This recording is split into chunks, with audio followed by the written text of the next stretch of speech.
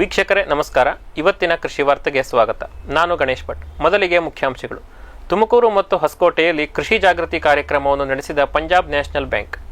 Budget ಸಮಯದಲ್ಲಿ ಘೋಷಿಸಿದ ಯೋಜನೆಗಳನ್ನು ಶೀಘ್ರವಾಗಿ ಜಾರಿಗೊಳಿಸಿ ಶ್ರೀ ನರೇಂದ್ರ ಮೋದಿ. ಪ್ರತಿಭಟನೆ ಆರಂಭಿಸಿದ ಕೃಷಿ ಮಾರುಕಟ್ಟೆ ವ್ಯಾಪಾರಿಗಳು. ಸಂಕಷ್ಟದಲ್ಲಿ ರಾಜಸ್ಥಾನದ ರೈತರು. ಬೆಳೆ ಪರಿವರ್ತನೆಯಿಂದ ಲಾಭ ಗಳಿಸಿದ ರೈತರು. ಇದು ಪರಸ್ತರಾಯಿ ಊರಿನ ಕತೆ. ಭಾರತದಲ್ಲಿ ಡಿಜಿಟಲ್ ಕೃಷಿ ದಾಸ್ತಾನನ್ನು ಸಂಗ್ರಹಿಸಲು ಆರಂಭಿಸಿದ ಗೂಗಲ್. ಸಾವಯವ ದೃಢೀಕರಣವನ್ನು ಪಡೆದುಕೊಂಡ ಆಂಧ್ರದ ಅರಕು ಕಣಿವೆಯ ಕಾಫಿ ಯುರೋಪ್ಗೆ ರಫ್ತಿನ ಕ್ಷಣಗಣನೆ. ಇದೀಗ ವಾರ್ತೆಗಳ ವಿವರ. ತುಮಕೂರು ಮತ್ತು ಹೊಸಕೋಟೆಯಲ್ಲಿ ಕೃಷಿ ಜಾಗೃತಿ ಕಾರ್ಯಕ್ರಮವನ್ನು ನಡೆಸಿದ ಪಂಜಾಬ್ ನ್ಯಾಷನಲ್ ಬ್ಯಾಂಕ್. ಇದೇ ಶನಿವಾರ ತುಮಕೂರು ಮತ್ತು ಹೊಸಕೋಟೆಯಲ್ಲಿ ಕೃಷಿ ಜಾಗೃತಿ ಕಾರ್ಯಕ್ರಮವನ್ನು ಹಮ್ಮಿಕೊಳ್ಳಲಾಗಿತ್ತು. ಪಂಜಾಬ್ ನ್ಯಾಷನಲ್ ಬ್ಯಾಂಕ್ನವರು ಈ ಕಾರ್ಯಕ್ರಮದ ಉಸ್ತುವಾರಿಯನ್ನು ನೋಡಿಕೊಂಡರು. ಕಾರ್ಯಕ್ರಮದಲ್ಲಿ ಕೇಂದ್ರ ಮತ್ತು ರಾಜ್ಯ ಸರ್ಕಾರಗಳಿಂದ ರೈತರಿಗೆ ಸಿಗುತ್ತಿರುವ ಸವಲತ್ತುಗಳ ಬಗ್ಗೆ ತಿಳಿಸಿಕೊಡಲಾಯಿತು. ಸ್ವಸಹಾಯ ಸಂಘ, ರೈತ ಉತ್ಪಾದಕ ಕಂಪನಿಯ ಲಾಭಗಳು, ಅವನ್ನು ಹೇಗೆ ಆರಂಭಿಸುವುದು ಮತ್ತು ಅವುಗಳಿಗೆ ಸರ್ಕಾರ ನೀಡುವ ಕೊಡುಗೆಗಳ ಬಗ್ಗೆ ಮಾಹಿತಿ ನೀಡಲಾಯಿತು. ರೈತರಿಗೆ ಸಾಲ ನೀಡಲು ಬ್ಯಾಂಕಿಗೆ ಬೇಕಾಗುವ ದಾಖಲೆ ಪತ್ರ, ಕಿಸಾನ್ ಕ್ರೆಡಿಟ್ ಕಾರ್ಡ್ ಮತ್ತು ಉಗ್ರಾಣದ ಚೀಟಿಯ ಮೇಲೆ ಸಾಲ ತೆಗೆದುಕೊಳ್ಳುವುದು ಹೇಗೆ ಎನ್ನುವ ಮಾಹಿತಿಯನ್ನು ಸಹ ರೈತರು ಪಡೆದುಕೊಂಡರು. ಬಜೆಟ್ ಸಮಯದಲ್ಲಿ ಘೋಷಿಸಿದ ಯೋಜನೆಗಳನ್ನು ಶೀಘ್ರವಾಗಿ ಜಾರಿಗೊಳಿಸಿ ಶ್ರೀ ನರೇಂದ್ರ ಮೋದಿ. ಫೆಬ್ರವರಿ 1ರಂದು ಕೇಂದ್ರ ಹಣಕಾಸು ಸಚಿವೆ ಶ್ರೀಮತಿ ನಿರ್ಮಲಾ ಸೀತಾರಾಮನ್ ಅವರು 2025-26ರ ಬಜೆಟ್ ಮಂಡಿಸಿದ್ದರು. ಆ ಸಮಯದಲ್ಲಿ ಕೃಷಿಗಾಗಿ ಹಲವಾರು ಹೊಸ ಯೋಜನೆಗಳನ್ನು ಘೋಷಿಸಲಾಗಿತ್ತು. ಅವುಗಳ ಅನುಷ್ಠಾನದ ಬಗ್ಗೆ ಚರ್ಚಿಸಲು ಕೃಷಿ ಮತ್ತು ರೈತ ಕಲ್ಯಾಣ ಇಲಾಖೆಯ ವೆಬಿನಾರ್ ಅನ್ನು ಆಯೋಜಿಸಿತ್ತು. ಇಲಾಖೆಯ ಪ್ರಮುಖರು, ಆರ್ಬಿಐ, ನಬಾರ್ಡ್ನ ವರಿಷ್ಠರು, ಸರ್ಕಾರಿ, ಖಾಸಗಿ ಮತ್ತು ಸಹಕಾರಿ ಬ್ಯಾಂಕುಗಳ ಮುಖ್ಯಸ್ಥರು, ಕೆವಿಕೆ ವಿಜ್ಞಾನಿಗಳ ಜೊತೆಗೆ ಸುಮಾರು 200 ರೈತ ಮುಖಂಡರು ಸಹ ಈ ವೆಬಿನಾರ್ನಲ್ಲಿ ಭಾಗಿಯಾಗಿದ್ದರು. ಎಲ್ಲರನ್ನೂ ಉದ್ದೇಶಿಸಿ ಮಾತನಾಡಿದ ಪ್ರಧಾನಿ ಸನ್ಮಾನ್ಯ ಶ್ರೀ ನರೇಂದ್ರ ಮೋದಿಯವರು ಬಜೆಟ್ ಸಮಯದಲ್ಲಿ ಘೋಷಿಸಿದ ಯೋಜನೆಗಳನ್ನು ಶೀಘ್ರವಾಗಿ ಜಾರಿಗೊಳಿಸಲು ಕರೆ ನೀಡಿದರು. ಬಜೆಟ್ಗೂ ಮೊದಲು ಕೃಷಿ ಕ್ಷೇತ್ರಕ್ಕೆ ಸಂಬಂಧಿಸಿದವರ ಅಭಿಪ್ರಾಯವನ್ನು ಪಡೆಯಲಾಗಿತ್ತು. ಅವರ ಸಲಹೆಯ ಮೇರೆಗೆ ಧನಧಾನ್ಯ ಯೋಜನೆ, ಮಾರುಕಟ್ಟೆ ಮಧ್ಯಸ್ಥಿಕೆ ಯೋಜನೆಗಳನ್ನು ಆರಂಭಿಸಲಾಗಿದೆ. ಅವುಗಳು ನಿಜವಾಗಲೂ ರೈತರಿಗೆ ತಲುಪಿದರೆ ಮಾತ್ರ ಅವುಗಳು ಯಶಸ್ವಿಯಾಗುತ್ತಿದೆ. ಕೃಷಿ ಕ್ಷೇತ್ರಕ್ಕಾಗಿ ಇಂಥವುಗಳನ್ನು ಮಾಡಿದ್ದೇವೆ, ಇವುಗಳನ್ನು ಮಾಡಿಲ್ಲ ಎಂದು ವಾದ ವಿವಾದ ಮಾಡುವಲ್ಲಿ ಸಮಯ ಕಳೆಯುವ ಬದಲು ಅವುಗಳನ್ನು ಜಾರಿ ಮಾಡುವತ್ತ ಗಮನ ಹರಿಸಿ ಎಂದು ನೆರೆದಿದ್ದ ಅಧಿಕಾರಿಗಳನ್ನು ಕೇಳಿಕೊಂಡರು. ಪ್ರತಿಭಟನೆ ಆರಂಭಿಸಿದ ಕೃಷಿ ಮಾರುಕಟ್ಟೆ ವ್ಯಾಪಾರಿಗಳು. ಸಂಕಷ್ಟದಲ್ಲಿ ರಾಜಸ್ಥಾನದ ರೈತರು. ರಾಜಸ್ಥಾನ ಸರ್ಕಾರ 2020ರಲ್ಲಿ ಕೃಷಕ್ ಕಲ್ಯಾಣ ಸುಂಕವನ್ನು ವಿಧಿಸಲು ಆರಂಭಿಸಿತ್ತು. ವ್ಯಾಪಾರಿಗಳು ಕೃಷಿ ಮಾರುಕಟ್ಟೆಯಲ್ಲಿ ಕೊಂಡುಕೊಂಡ ಅಥವಾ ಮಾರಿದ ಪ್ರತಿಯೊಂದು ಉತ್ಪನ್ನದ ಮೇಲೆ ಅವರು 2% ಸುಂಕವನ್ನು ಕಟ್ಟಬೇಕಾಗಿತ್ತು. ಇದಕ್ಕೂ ಮೊದಲು ವ್ಯಾಪಾರಿಗಳು 1.6% ಕೃಷಿ ಮಾರುಕಟ್ಟೆ ಸುಂಕವನ್ನು ಕಟ್ಟುತ್ತಿದ್ದರು. ಕೃಷಕ್ ಕಲ್ಯಾಣ ಸುಂಕ ಬಂದ ಮೇಲೆ ಅಲ್ಲಿನ ವ್ಯಾಪಾರಿಗಳು ಸುಮಾರು 3.6% ಸುಂಕವನ್ನು ಕಟ್ಟಬೇಕಾಗುತ್ತದೆ. ಇದು ಬೇರೆಲ್ಲ ರಾಜ್ಯಗಳ ವ್ಯಾಪಾರಿಗಳು ನೀಡುತ್ತಿರುವ ಸುಂಕಕ್ಕಿಂತ ಹೆಚ್ಚು. ಇದರಿಂದ ಕುಪಿತರಾಗಿರುವ ರೈತರು ಮತ್ತು ವ್ಯಾಪಾರಿಗಳು ಸರ್ಕಾರದ ಜೊತೆ ಮುಸುಕಿನ ಗುದ್ದಾಟವನ್ನು ನಡೆಸುತ್ತಿದ್ದರು. ಇದೀಗ ಸರ್ಕಾರ ಹಣದುಬ್ಬರದ ಕಾರಣವೊಡ್ಡಿ ಮಾರುಕಟ್ಟೆ ಸುಂಕವನ್ನು 1.6ರಿಂದ 2ಕ್ಕೆ ಏರಿಸ ಹೊರಟಿದೆ. ಇದು ಉರಿಯುವ ಬೆಂಕಿಗೆ ತುಪ್ಪ ಸುರಿದಿದೆ. ಫೆಬ್ರವರಿ 24ರಿಂದ ಕೃಷಿ ವ್ಯಾಪಾರಿಗಳು ಮಾರುಕಟ್ಟೆಯನ್ನು ಬಂದ್ ಮಾಡಿ ಪ್ರತಿಭಟನೆಗೆ ಕುಳಿತಿದ್ದಾರೆ. ರಾಜ್ಯ ಸರ್ಕಾರ ಇದಕ್ಕೆ ಯಾವುದೇ ರೀತಿಯ ಪ್ರತಿಕ್ರಿಯೆ ತೋರುತ್ತಿಲ್ಲ. ಇದರಿಂದ ಪ್ರತಿಭಟನೆ ಇನ್ನೂ ಹೆಚ್ಚಿನ ದಿನಗಳ ಕಾಲ ಮುಂದುವರೆದಿದೆ. ಈ 6 ದಿನಗಳಲ್ಲಿ ಏನಿಲ್ಲವೆಂದರೂ ಸುಮಾರು 6,800 ಕೋಟಿ ರೂಪಾಯಿಯ ವ್ಯಾಪಾರ ನಷ್ಟವಾಗಿದೆ. ಸರ್ಕಾರ ಮತ್ತು ವ್ಯಾಪಾರಿಗಳ ಈ ಹಗ್ಗ ಜಗ್ಗಾಟದಿಂದ ಅಲ್ಲಿನ ರೈತರು ಸಮಸ್ಯೆಗೆ ಸಿಲುಕಿದ್ದಾರೆ. ಇದೀಗ ಒಂದು ವಾಣಿಜ್ಯ ವಿರಾಮ. ಗಿಳಿ, ನವಿಲು, ಕಾಗೆ, ಮೈನಾ ಮುಂತಾದ ಹಕ್ಕಿಗಳ ಉಪಟಳ ಹಣ್ಣು, ಕಾಡು, ಧಾನ್ಯದ ಬೆಳೆಗಳಲ್ಲಿ ಮಿತಿ ಮೀರಿದೆ.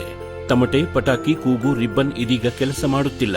ಹಕ್ಕಿ ಬೆದರಿಸಿ ಓಡಿಸಲು ಬಂದಿರುವ ವೈಜ್ಞಾನಿಕ ಉಪಾಯ ಗ್ರೆಸ್ ಇಕೋ ಸೈನ್ಸಸ್ನವರ ಜೈವಿಕ ಧ್ವನಿ ತಂತ್ರಜ್ಞಾನ. ಅತ್ಯಲ್ಪ ಖರ್ಚಿನಲ್ಲಿ ಸುಸ್ಥಿರ ಪರಿಹಾರ, ದೀರ್ಘಕಾಲ ಪರಿಣಾಮಕಾರಿ. ದಾಳಿಂಬೆ, ಸೀಬೆ, ಮಾವು, ಚಿಕ್ಕು ಇತ್ಯಾದಿಗಳನ್ನು ಪ್ರಾಣಿ ಪಕ್ಷಿಗಳಿಂದ ರಕ್ಷಿಸಿಕೊಳ್ಳಿ. ಗ್ರೆಸ್ ಇಕೋ ಸೈನ್ಸಸ್. ಬ್ಯಾರಿಕ್ ಸೆಂಟರ್ ಫೆರ್ಮೋನ್ ಟ್ರಾಪ್ಸ್ನೊಂದಿಗೆ ರೇನೋಸಾರಸ್ ದುಂಬಿ ಮತ್ತು ಕೆಂಪು ಮೂತಿ ಹುಳುಗಳಿಂದ ತೆಂಗು, ತಾಳೆ, ಅಡಿಕೆ ಮರಗಳ ಸಂರಕ್ಷಣೆ. ತರಕಾರಿ ಮತ್ತು ಹಣ್ಣಿನ ಬೆಳೆಗಳಲ್ಲಿ ಹಣ್ಣಿನ ನೊಣಗಳ ನಿಯಂತ್ರಣಕ್ಕೆ ಬ್ಯಾರಿಕ್ ಸ್ಕ್ಯಾಚ್ ಫ್ರೂಟ್ ಫ್ಲೈ ಹಾಗೂ vegetable fly trap.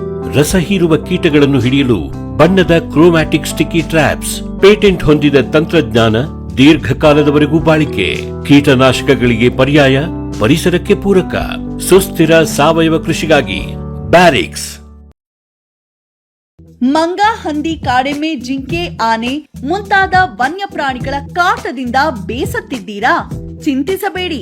Gross eco sciences ನವರ ಜೈವಿಕ ಧ್ವನಿ ತಂತ್ರಜ್ಞಾನ ನಿಮ್ಮ ನೆರವಿಗಿದೆ.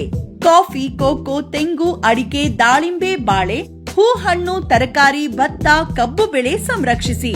ಅಂತಾರಾಷ್ಟ್ರೀಯ ತಂತ್ರಜ್ಞಾನ, ಕೈಗೆಟುಕುವ ಬೆಲೆ. ಏರ್ಪೋರ್ಟ್ ಅಳವಡಿಸಿದ ತಂತ್ರಜ್ಞಾನ ಈಗ ನಿಮ್ಮ ತೋಟ ರಕ್ಷಣೆಗೆ ಗ್ರಾಸ್ ಎಕೋ ಸೈನ್ಸಸ್. ವಿರಾಮದ ನಂತರ ಕೃಷಿ ವಾರ್ತೆಗೆ ಮತ್ತೊಮ್ಮೆ ಸ್ವಾಗತ. ಬೆಳೆ ಪರಿವರ್ತನೆಯಿಂದ ಲಾಭ ಗಳಿಸಿದ ರೈತರು, ಇದು ಪರಸ್ತರಾಯಿ ಊರಿನ ಕಥೆ. ಛತ್ತೀಸ್ಗಢದ ಧಮ್ತಾರಿ ಜಿಲ್ಲೆ ಭತ್ತದ ಬೆಳೆಗೆ ಹೆಚ್ಚು ಪ್ರಸಿದ್ಧವಾದ ಜಿಲ್ಲೆ.